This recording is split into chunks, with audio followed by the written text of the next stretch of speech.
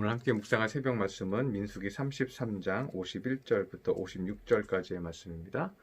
구약성경 254쪽입니다. 이스라엘 자손에게 말하여 그들에게 이르라. 너희가 요단강을 건너 가나안 땅에 들어가거든 그 땅의 원주민을 너희 앞에서 다 몰아내고 그 새긴 석상과 부어 만든 우상을 다 깨트리며 산당을 다 헐고 그 땅을 점령하여 거기 거주하라. 내가 그 땅을 너희 소유로 너희에게 주었음이라. 너희의 종족을 따라 그 땅을 제비 뽑아 나눌 것이니 수가 많으면 많은 기업을 주고 적으면 적은 기업을 주되 각기 제비 뽑은 대로 그 소유가 될 것인즉 너희 조상의 지파를 따라 기업을 받을 것이니라. 너희가 만일 그 땅의 원주민을 너희 앞에서 몰아내지 아니하면 너희가 남겨둔 자들이 너희의 눈의 가시와 너희의 옆구리에 찌르는 것이 되어 너희가 거주하는 땅에서 너희를 괴롭게 할 것이요 나는 그들에게 행하기로 생각한 것을 너희에게 행하리라. 아멘. 어제 주일 말씀에 이어서 오늘 말씀을 좀 이어서 묵상하기를 원합니다. 어제 주일 말씀은 가나안 땅에 들어가는 이스라엘 백성에게 하나님이 원하시는 규칙이 있다고 했죠. 어제 묵상한 구절에서는 두 가지 규칙이 있었습니다. 그 규칙은 하나님을 경외하는 것이고 또 하나는 하나님을 사랑하는 것이죠. 그런데 핵심은 하나님을 사랑하는 것이라고 말씀을 드렸습니다. 믿음이 좋은 것이지만 믿음은 하나님이 나의 편이라고 내 입장에서 생각하는 거죠. 하나님이 나를 사랑하시는 것을 내가 믿어. 하나님은 나를 버리시지 않을 것을 나는 믿어. 하나님은 나를 사랑하셔. 이것을 내가 믿는 거죠. 그런데 하나님을 사랑한다는 것은 뭐예요? 내가 하나님을 사랑하는 거죠. 하나님이 나를 어떻게 하시든 어떻게 이끌어 가시든 내가 사랑한다는 것이고 내가 따라간다는 것이죠. 고난이 있고 고통이 있어도 나는 따라간다는 것이죠. 그것이 하나님을 사랑한다는 것이에요. 낚시를 따라간 자녀가 처음에는 아버지가 물고기를 잡을 수 있다 그러니까 그것을 믿고 따라갑니다. 그런데 따라가서 보니까 아버지 혼자 다 할 수 있죠. 그러나 아버지를 도와야겠다는 생각이 들죠. 후레쉬를 비추어 주죠. 그리고 밤에 낚시를 하니까 고기를 잡은 것을 그물로 떠주는 것을 돕죠. 심부름을 하죠. 그리고 아버지는 혼자 있는 것보다 아들과 있는 것이, 자녀와 있는 것이 더 기쁘죠. 그래서 그 아들이 동행하면 그 아버지는 더 기쁘고 행복할 수 있다는 것이죠. 그래서 우리도요, 하나님의 마음을 도울 수 있다는 거예요. 하나님을 기쁘게 할 수 있다는 거예요. 이 말씀이 어제 주일 말씀의 핵심이었습니다. 오늘은 이스라엘 백성이 가나안 땅에 들어가서 그 땅의 원주민을 다 몰아내라고 말씀하고 있습니다. 윤리적으로 생각할 때 전쟁 포로들을 다 몰아내거나 다 죽여버리거나 이렇게 한다는 것은 잔인해 보일지도 모릅니다. 그런데 그 이유가 52절에 나오고 있습니다. 52절을 보면 그 땅의 원주민을 너희 앞에서 다 몰아내고 그 새긴 석상과 부어 만든 우상을 다 깨트리며 산당을 다 헐라고 말합니다. 이유는 원주민이 우상 숭배를 좋아하는 사람들이라는 거예요. 그래서 다 우상을 부수어버리고 그 숭배자들을 우상 숭배하는 그 사상을 갖고 있는 사람들을 다 내쫓아버리라는 거예요. 왜요? 우상을 다 부수어도요, 우상 숭배하는 자들이 그들과 함께 살고 있으면 그들은 우상을 또 만들거든요. 다시 만들거든요. 그래서 우상은 만들어진 게 우상이 아니고요. 그들의 마음에 있는 게 우상이거든요. 마음에 자꾸만 만들고 싶으면요, 아무리 부숴도 그들은 또 만드는 거예요. 몰래 만들어서 갖고 있는 거예요. 그래서 그만큼 누군가의 정신을 고친다는 것은 힘들고 어려운 일이라는 겁니다.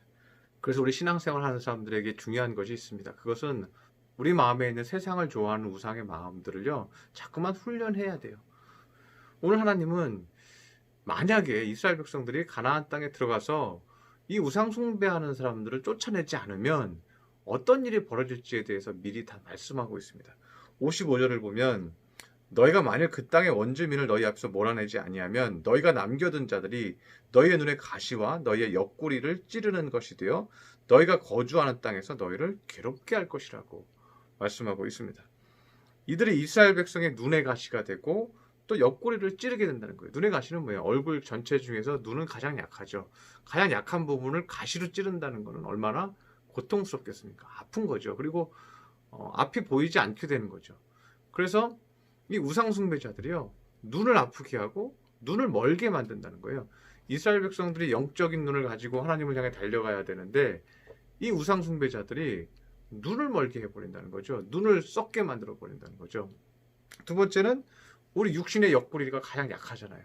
뭐 다른 데 뼈가 있지만 옆구리는 뼈가 없잖아요. 그 옆구리를 찌르는 자들이 될 것이다 라고 얘기합니다. 옆구리를 찌른다는 것은 죽음을 의미하잖아요. 결국은 육신이 죽는 것을 의미하죠. 그래서 우리에게 신앙생활은 그냥 신앙생활 하는 것이 아니라 영적인 전쟁입니다. 우리 안에 있는 영의 전쟁이라는 거예요.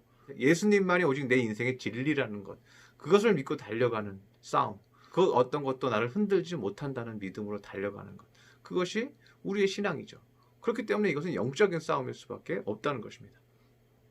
그런데 이스라엘 백성이 이렇게 망가지면 하나님께서 하려고 하는 일을 한다고 오늘 본문에 얘기하고 있습니다. 56절에 보면 나는 그들에게 행하기로 생각한 것을 너희에게 행하리라. 이 말씀이 매우 중요한 이유가 뭐냐면 나는 그들에게 행하기로 하려고 했던 것을, 그들은 뭐예요? 가나안 사람들이잖아요. 가나안, 쫓아내지 못한 가나안 사람들, 우상 숭배하는 가나안 사람들에게 줄 재앙을 누구한테 준다는 거예요? 너희에게 행하리라. 이렇게 얘기하고 있는 거예요. 그래서 하나님은요, 우리가 세상을 숭배하고 우상을 숭배하면요, 세상 사람들과 똑같이 심판해요. 너 과거에 예수님 잘 믿어왔으니까 내가 넌 면제해 줄게, 너는 조금만 고난 줄게, 이렇게 하지 않으세요. 세상 사람들과 똑같이 살면요, 우리 믿는 자들이 세상 사람들과 똑같이 살면요, 똑같은 고통을 우리에게 주시겠다는 거예요. 우리의 마음의 가치의 가장 높은 것, 가장 최고의 산 꼭대기에 있는 것, 내 목숨보다 소중한 그 꼭대기에 있는 그 가치, 그 가치는 예수님이어야 합니다. 내 목숨보다 소중한 분이 하나님이어야 하고 주님이어야 합니다. 그럴 때 우리는 세상의 그 어떤 가치가 나를 유혹하고 세상의 어떤 돈이든 권력이든 힘이든 이런 것들이, 이런 우상들이 나를 아무리 유혹해도 우리는 그것에 미혹되지 않고 그것 때문에 쓰러지지 않는 것입니다. 우리 믿음의 성도들, 월요일 이제 한 주간을 보내고 시작할 텐데 오직 예수님이 나의 가장 높은 곳에 계시는, 나의 생각과 사상의 가장 높은 곳에 계시는 분임을 믿고 그분을 바라보며 한 주간도 승리하시는 믿음의 성도들 되시기를 축원합니다. 기도하겠습니다. 할렐루야. 사랑의 하나님 아버지, 이스라엘 백성들이 가나안 땅에 들어가서 해야 할 약속이 하나 있었습니다. 그것들은 우상 숭배하는 자들을 모두 내쫓아 버리는 것이었습니다. 그러나 그들이 온전히 내쫓지 못하였고 그들을 종으로 두고 또한 그들을 첩으로 두었습니다. 하나님, 이것이 그들에게 가시가 되었고 그들의 옆구리를 찔렀습니다. 그리고 그 심판을 그들이 받게 되었습니다. 하나님 아버지, 우리의 마음의 생각과 가치를 주님께 두게 하여 주시옵소서. 주님 외에는 그 어떠한 세상의 것도 양보하지 않게 하여 주시옵소서. 주님이 나의 목숨입니다 하고 믿음으로 사는 하나님의 자녀 삼아 주옵소서. 한 주간도 주님께서 우리 성도들 붙들어 주실 것을 믿으며 예수님의 이름으로 기도드렸습니다. 아멘.